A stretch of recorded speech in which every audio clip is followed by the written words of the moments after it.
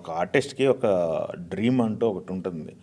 పలానా క్యారెక్టర్ నాకు పడితేనా, ఇప్పుడు ఇప్పుడు జైలర్లో ఒక విలన్ ఉన్నాడు, అతనికి ఎప్పుడు వచ్చింది జైలర్ అనే సినిమా ఎప్పుడు పడింది అతనికి, ఎంత జర్నీ తర్వాత అదే అతనితో నేను నాకు మంచి ఎక్స్పీరియన్స్ ఉందండి. అసాధ్యుడు సినిమా నేను అతనే బ్రదర్. అదే ఒక ఒక ఒక ఆర్టిస్ట్కి అంత గుర్తింపు రావడానికి ఎంత టైం పట్టింది? అంత టైం పట్టింది. అసలు వెళ్ళిపోయాడు అతను, ఇండస్ట్రీ వదిలేసి ఎక్కడో బార్లో పని చేసుకుందాం అని చెప్పేసి వెళ్ళిపోయి యాక్టివ్గా లేడు ఇండస్ట్రీలో. అయినా ఎక్కడో పట్టుకొచ్చారు అతన్ని.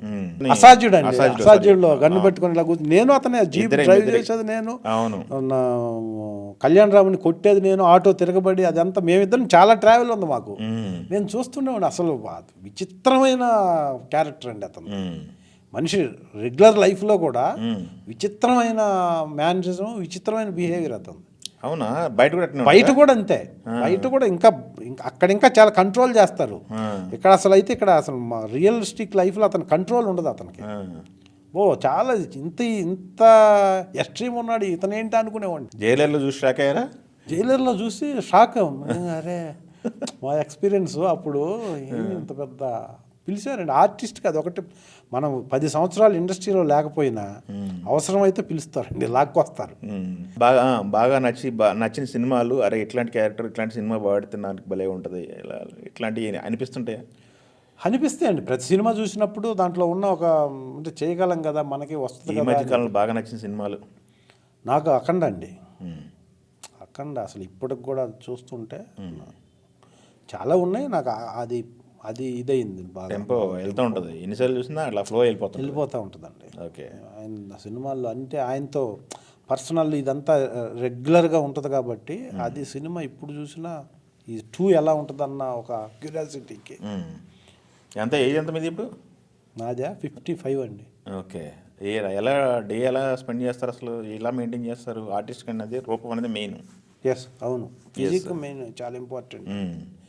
ఫిజిక్ తర్వాత ఫిజిక్ ఉంటేనే స్టామినా ఉంటుంది. స్టామినా ఉండాలి కదా. ఆ స్టామినా లేకపోతే ఇప్పుడు ఒక్కొక్కసారి 1 డే మొత్తం నిలబడే ఉండాలండి.